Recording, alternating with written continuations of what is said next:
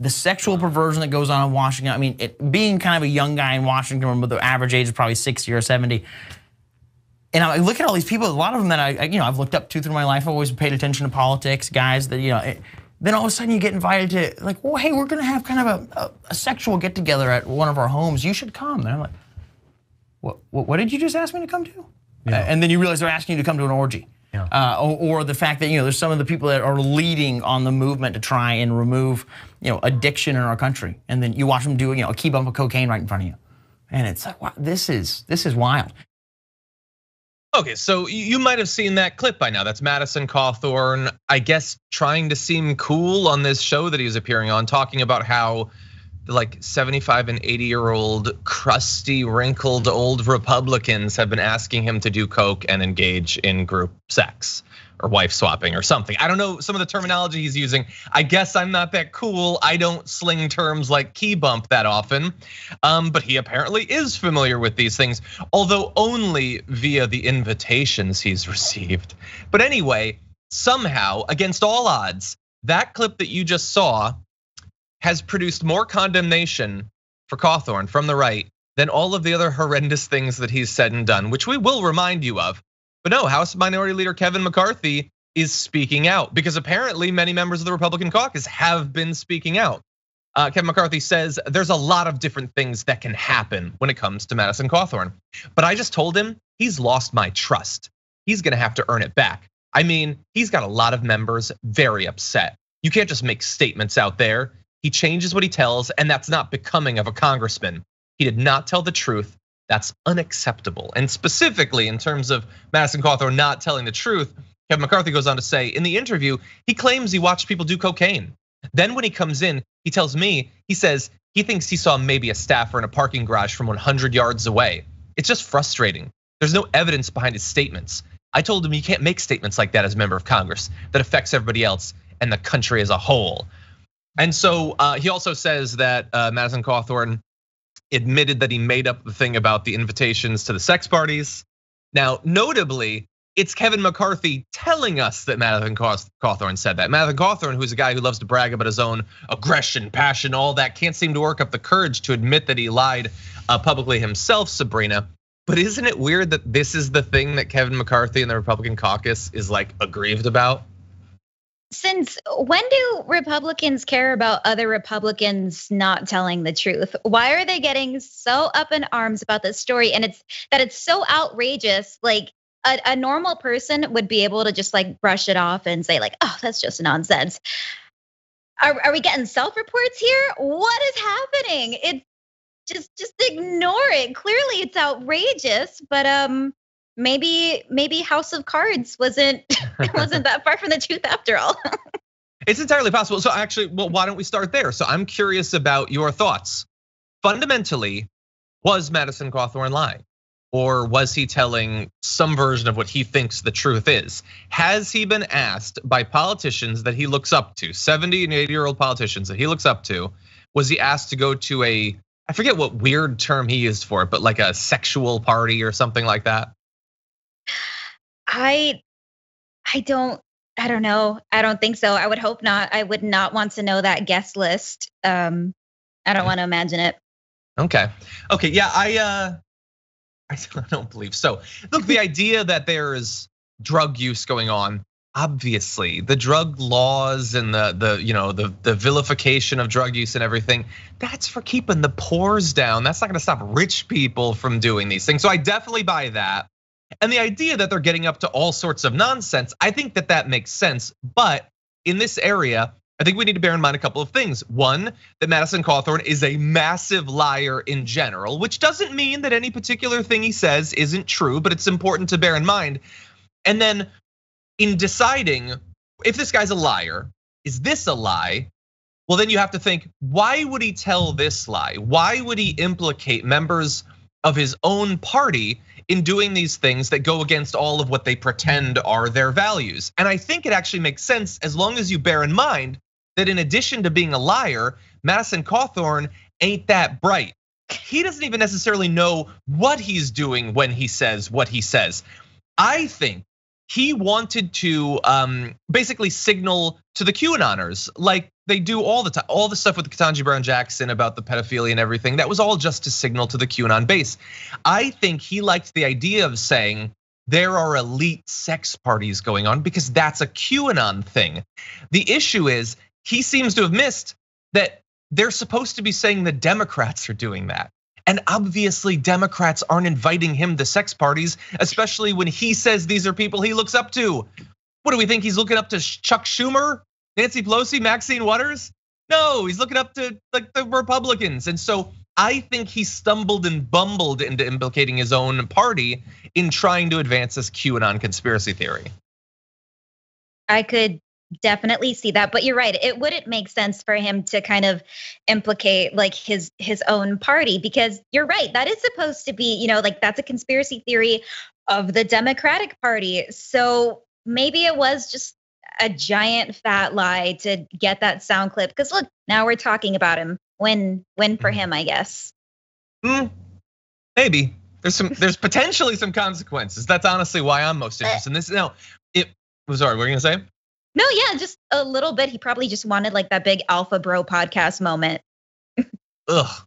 God, there's nothing alpha about being on a podcast. And I say this as a guy who's put out like damn near 1,000 episodes of a podcast. It isn't making me alpha. But anyway, that was funny. So here's the thing. Does it bother me that this is the thing that gets the Republicans to have an issue with Madison Cawthorn?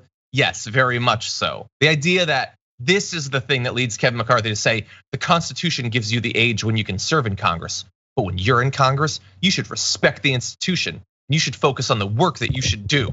He said that about the Coke flesh pit thing, not about, when Mr. Cawthorn like a week ago called Volodymyr Zelensky of Ukraine a thug and his country incredibly evil as it's being invaded.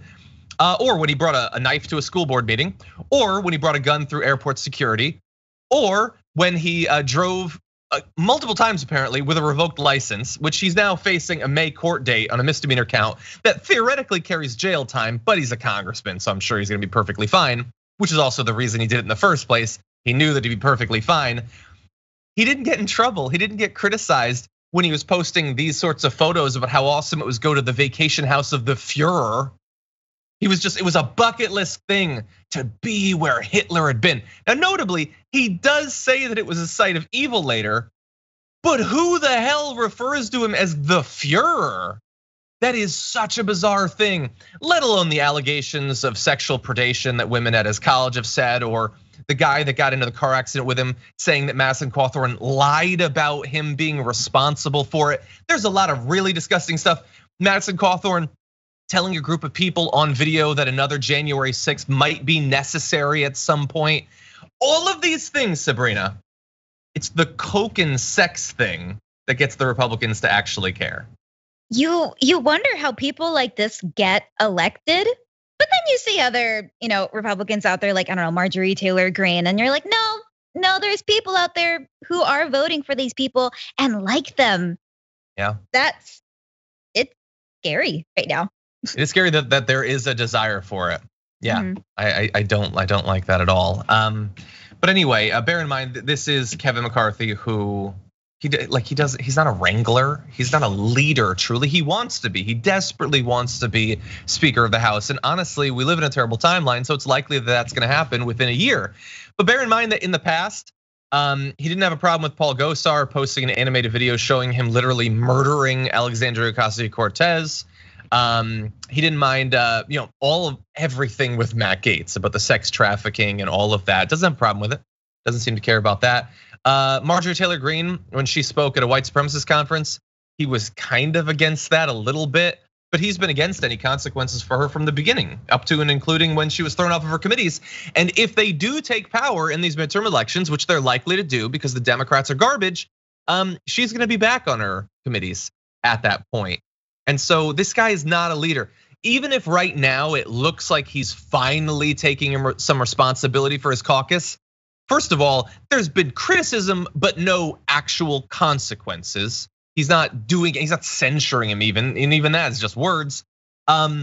And even then, it's only because he was criticizing Republicans, and Republicans are worried that their wives are gonna be questioning them about going to sex parties and stuff like that. This is not about respect for the institution or upholding your ethical obligations as a congressman. It's none of that. He made things a little bit hard for the Republicans. And for that, he gets a minimal amount of criticism, and then they're gonna be moving on. I know you were having some tech problems, Sabrina. I don't know how much of that you actually heard, but no, I heard it all. Okay. Yeah, I'm looking forward to his future. Like you said, I don't think that he's actually going to have any real consequences from this. Maybe a little backlash, this week in the media, but for his career, probably not. Yeah. By the way, some people in his area seem like they're turning against him, although it is in the context of a contested primary. So bear that in mind. First of all, I had not known this. I think this is fascinating. So he represents a particular congressional district. He had been in the run-up to this congressional cycle considering switching to a different district, with the reason being, or at least the theory is, that it was a bigger media market. So if he were to run in it, and if he were to be a congressman there, then in the future, if he were to do some sort of statewide run, that would be a bigger launching pad for that. But then there was some redistricting issues, like around the census, and so he has to come back now to his old district. And so if I were a person living there, I would kind of have a problem with that. The fact that this guy who spends all of his time going on podcasts and doing Instagram posts didn't even want to continue to represent me, but now he has to, so he comes crawling back because the one he was interested in is gonna be more Democratic and he's scared of getting his ass whooped. So I don't know, the whole thing just seems bad. The New York Times now profiling people like this guy, John Harper, he was at a Republican event in Mr. Cawthorn's district, who said, I voted for Madison, but I think I'll pass now because of integrity issues. I was fooled last time, I won't be fooled again. Or Michelle Woodhouse, who's the elected Republican chair of the district, who's a former staunch supporter, she says, but is now running against him in a primary, who said people of Western North Carolina are tired of the antics. And in fact, there are 7 Republican challengers in this primary.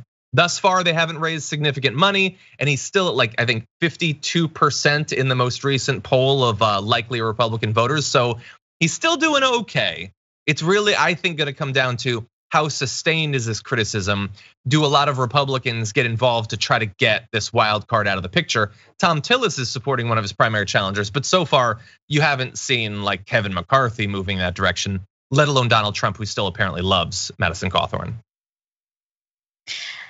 Yeah, I'm not sure. I think that we'll see how much time passes between now and the election, and people might just forget that this ever happened. Yeah, that's entirely possible. Yeah. And for Madison Cawthorn, that might be the best consequence.